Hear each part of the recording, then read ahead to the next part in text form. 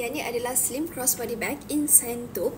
Material adalah coated canvas tahan lasak. Kak Ayah ada satu warna sahaja. Okay.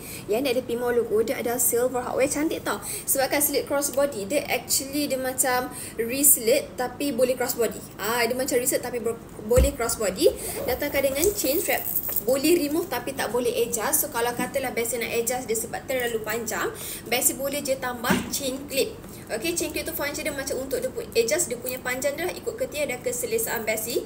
So ni kalau Kak Ayah pakai dia, cantik. Very simple bag untuk pakai daily ke, nak pakai pergi jalan kan, nak pakai pergi beli like grocery, even nak pergi pasar pun boleh. Siapa kata tak boleh? Boleh, ada juga orang. Tapi cantik lah, kita ada satu warna saja yang available tau.